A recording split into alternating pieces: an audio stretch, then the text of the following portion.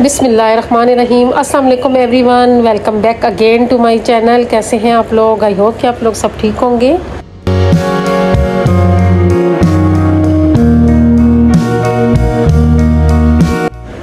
आज मैं आप लोगों के लिए बहुत प्यारा सा और यूज़फुल जो है ना टॉपिक लेके आई हूँ, जो हमारी ज़िंदगी को बहुत आसान बना सकता है। मतलब ये कि हमने अपनी ज़िंदगी को कैसे आसान बनाना है। मैं आप लोगों को वो टिप्स बताऊंगी कि आप डेली रूटीन के कामों को किस तरह आसान से आसान तर बना सकते हैं, क्योंकि कुछ टिप्स ऐसी होती हैं जो हम अपनी ज़िंदगी में शामिल कर लें तो हमारी ज़िंदगी बहुत आसान हो जाती है। जो हमने इर्द गिर्द बहुत से खिलारे मचाए होते हैं उससे भी हमारी जान छूट जाती है।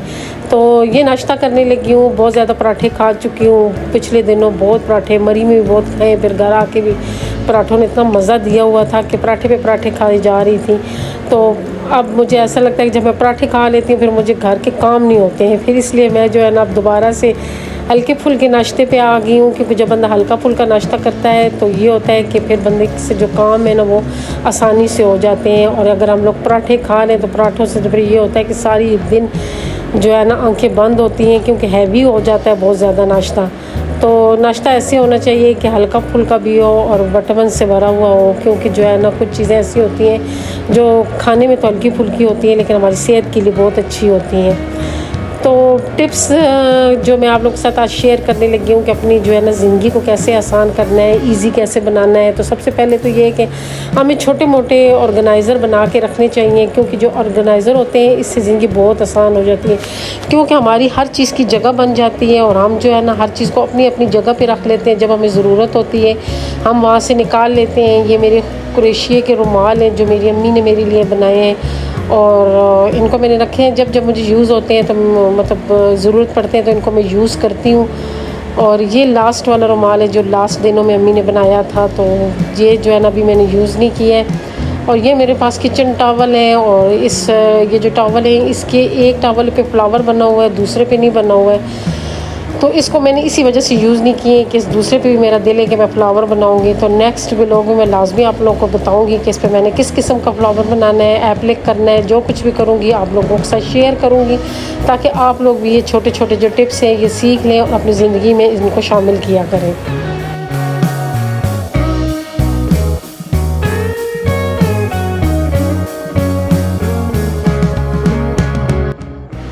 कपड़े कोशिश किया करें कि डेली के डेली धो लिया करें, और जो है ना कपड़े इतने ज़्यादा जो है ना जमा भी ना किया करें। फैशन के मुताबिक हर सीज़न के कपड़े होने चाहिए। जो फैशन में चल रहे हैं वो कपड़े लें और पहने और उसको ख़त्म करें। नए कपड़े जब भी लेके आते हैं पुराने कपड़ों में से एक दो सूट ऐसे लोगों को दे दिया करें जिनको इनकी ज़रूरत होती है, क्योंकि जो कपड़े हमारी नज़र में जो होते हैं ना ख़राब हो जाते हैं या पहनने वाले नहीं होते, लेकिन किसी की जो है ना उन्हीं की नीड होती है, वो वही उनको ज़रूरत होते हैं। तो इस वजह से जो है ना जब भी कपड़े ख़रीद के लाया करें तो पुराने कपड़ों में से ना एक दो सूट लाजमी निकाल के ना ऐसे बंदे को दे दिया करें जिसको इसकी ज़रूरत है।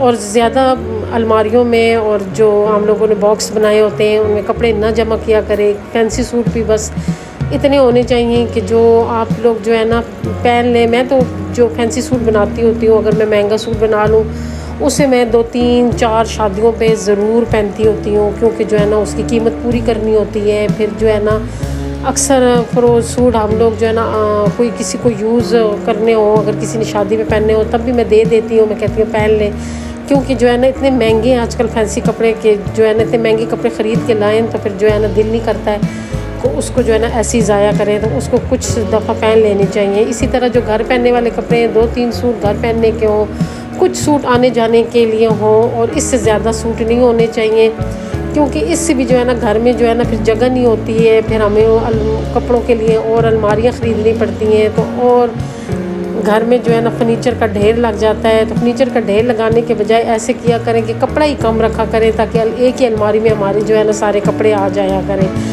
जो कपड़े प्रेस करके रखने होते हैं उनको प्रेस कर दिया करें, और जिनको जो है ना प्रेस करके हैंग कर दिया करें, और कुछ कपड़े तय करके जो है ना रख लिया करें। और कोशिश किया करें कि डेली कपड़े धो लिया करें, कपड़ों का ढेर ना लगाया करें। जितना कपड़ों का ढेर लगाएंगी उतना ही आपका टाइम ज़ाया होगा, क्योंकि फिर एक पूरा दिन जो होता है वो कपड़ों के लिए हो जाता है, और सारा दिन मशीन लगी होती है, पूरा घर डिस्टर्ब होता है। ख़ुद भी बंदा जो है ना इतना थक जाता है कि फिर जो है ना 2-3 दिन काम करने को दिल ही नहीं करता है। काम करने की रूटीन ऐसी बनाएं कि आपको जो है ना थकावट महसूस ना हो, और आप खुशी से और शौक़ से करें। क्योंकि जब आप काम जो है ना अपने पे जमा कर लेती हैं और एक ही दिन में सारे काम करती हैं, उससे फिर ये होता है कि आपका जो शौक़ होता है वो ख़त्म हो जाता है। फिर इससे ये होता है कि हमारा काम का ढेर पे ढेर लगा रहता है, और फिर हमें ज़रूरत पड़ जाती है हेल्पर की। और जब घर में एक दफ़ा हेल्पर घुस जाए तो फिर तो घर का बहुत कबाड़ा हो जाता है।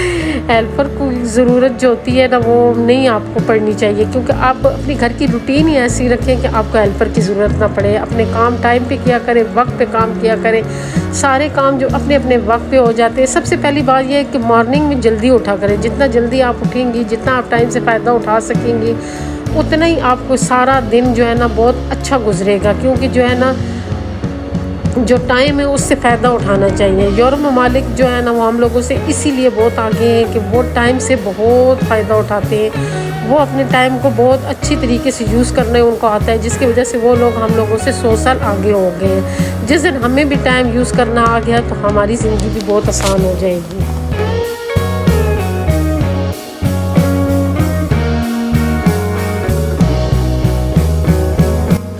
सारे कामों के साथ साथ अपनी सेहत का बहुत ख्याल रखा करें। अपनी सेहत का ख्याल रखें, अपनी मेंटल हेल्थ का बहुत ख्याल रखा करें। जो मेंटल हेल्थ होती है इसी से बहुत सी बीमारियां और पैदा हो जाती हैं, क्योंकि जो मेंटल हेल्थ है इसको हेल्दी रखना चाहिए। क्योंकि मेंटल जो हेल्थ है ना ये हमारी ज़िंदगी में बहुत जो है ना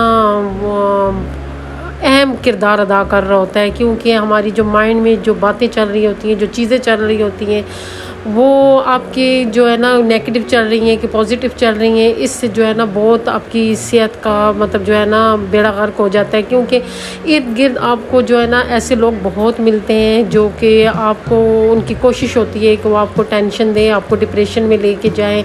ज़रूरी नहीं होता है कि ये हमारे रिलेटिव में भी हो सकते हैं, हमारे अपने सगे बहन भाइयों में भी हो सकते हैं। क्योंकि जो बहन भाई हैं ना उनमें भी कुछ बहन भाई ऐसे होंगे जो आपके साथ बहुत प्यार करेंगे, लेकिन कुछ बहन भाई ऐसे होंगे जो आपको टेंशन देंगे, आपको डिप्रेशन में लेके जाएंगे। और अक्सर ऐसे होता है कि जब ये चीज़ें हमें पहले हम जब छोटे होते हैं तो हम लोग बातें सुन रहे होते हैं कि फ़लाँ बंदा ऐसे कह रहा है, फ़लाँ कज़न ऐसे कह रहा है, खाला ऐसे कह रही थी, मामू ऐसे कह रहे थे। तो वो हमें वो चीज़ें इतनी फ़ील नहीं हो रही होती हैं। हम लोग कहते हैं वो हमारे रिश्तेदार हैं।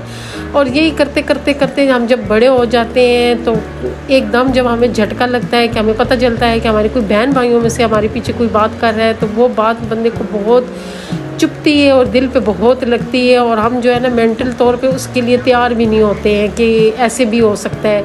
और हम लोग अगर ज़रा माजी में जाके सोचें कि जिसको हम मामू कह रहे थे, जिसको हम खाला कह रहे थे, जिसको हम चाचू कह रहे थे या चाची कह रहे थे, वो कौन थे? वो जो है ना हमारे जो पेरेंट्स थे उनके बहन भाई थे। अगर वो कर सकते हैं तो हमारे बहन भाई नहीं कर सकते हैं। तो ये चीज़ हमारे लिए जो है ना एक्सेप्ट करनी बहुत मुश्किल हो जाती है, जिसकी वजह से हम लोग डिप्रेशन में चले जाते हैं। कि हमारी डिप्रेशन में जाने की सबसे बड़ी वजह यही होती है, वो रिश्तेदारी नहीं होती है, वो हमारे अपने सगे बहन भाई होते हैं, जिनकी वजह से हम लोग जो है ना डिप्रेशन में चले जाते हैं। क्योंकि हम एक्सेप्ट नहीं कर रहे होते हैं कि हमारे जो अपने बहन भाई हैं वो भी हमसे ऐसे कर सकते हैं। तो कर सकते हैं, क्योंकि हज़रत यूसुफ़ अलैहिस्सलाम को कुएं में फेंकने वाली भी तो उनके अपने सगे भाई थे।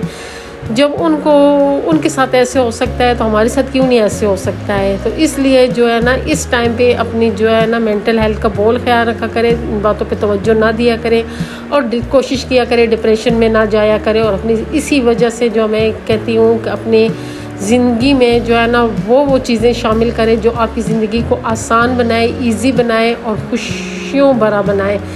तो आप लोगों को मेरी आज की वीडियो कैसी लगी? या रात का टाइम है, मैं सोने लगी थी और मैंने दूध उबाला तो वो सारा दूध गिर गया है उबालते वक्त। वो मैंने चूल्हा साफ़ किया लेकिन सही साफ़ नहीं हुआ है, तो अब मैं सुबह ही इसको करूँगी। लेकिन मैंने मोटा मोटा साफ़ कर लिया ताकि मैं सुबह उठूँ तो मुझे किचन साफ़ सुथरा और नीट एंड क्लीन मिले।